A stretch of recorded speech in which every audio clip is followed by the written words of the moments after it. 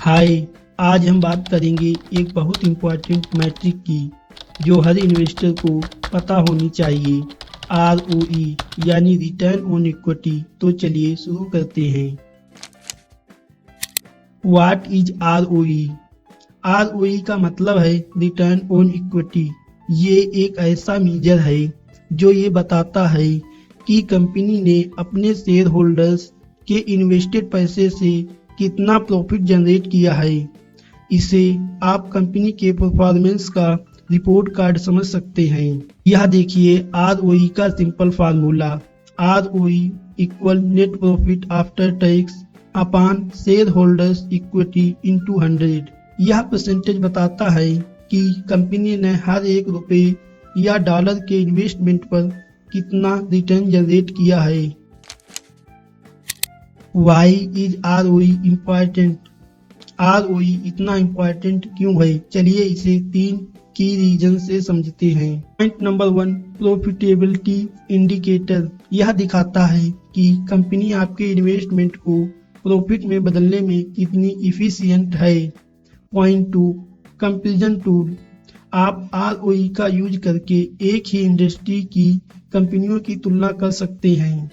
Point number 3, long term growth insight. High और consistent ROE यह संकेत देता है कि कंपनी का बिजनेस मॉडल स्ट्रॉन्ग है और वह फ्यूचर में ग्रो कर सकती है।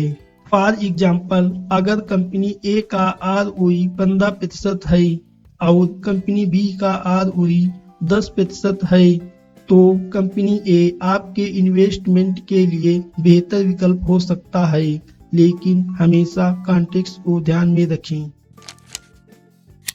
How to calculate ROE with example. चलिए एक प्रैक्टिकल एग्जाम्पल लेते हैं ताकि आरओई को अच्छे से समझा जा सके। मान लीजिए किसी कंपनी का net profit 50 crore, share holders equity 200 crore.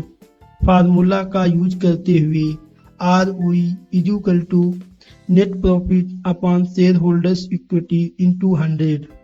अब आरओई निकालते हैं। ROE is equal to net profit रखते हैं 50 crore upon share holders equity 200 crore रखते हैं इनटू 100 करते हैं तो इज इक्वल टू 25% आता है। इसका मतलब है कि कंपनी ने शेयर होल्डर्स के पैसे पर 25% रिटर्न जनरेट किया है, जो कि एक सॉलिड परफॉर्मेंस है। Limitation of ROE. आरओई भले ही एक ग्रेट मैट्रिक है, लेकिन यह परफेक्ट नहीं है। इसके कुछ लिमिटेशन भी हैं। Point number 1, debit impact. High debit वाली कंपनियां आर्टिफिशियली इन्फ्लेटेड आरओई दिखा सकती हैं। हमेशा debit to equity ratio check करें। Point 2, industry differences. आरओई अलग अलग इंडस्ट्री में अलग अलग हो सकता है, इसलिए अलग अलग सेक्टर की कंपनियों की तुलना करना गलत हो सकता है। अलग अलग कंपनियों की तुलना उन्हीं के सेक्टर से करें। Point number 3, accounting practices. अलग अलग अकाउंटिंग मेथड्स इक्विटी और प्रॉफिट के कैलकुलेशन को प्रभावित कर सकते हैं। हमेशा आरओई को अन्य फाइनेंशियल रेशियो के साथ देखें ताकि पूरी फाइनेंशियल पिक्चर समझ सकें। अगर आरओई इन आईपीओ एनालिसिस। अगर आप किसी आईपीओ को एनालाइज कर रहे हैं तो आरओई एक पावरफुल टूल हो सकता है।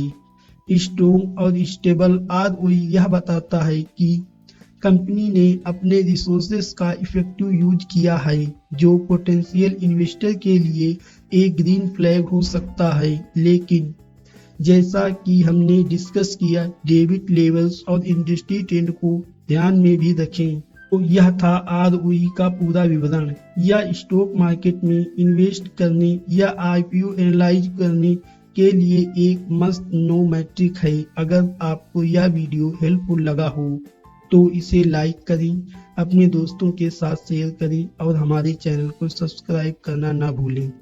कमेंट सेक्शन में बताएं कि आप अगला कौन सा टॉपिक देखना चाहती हैं।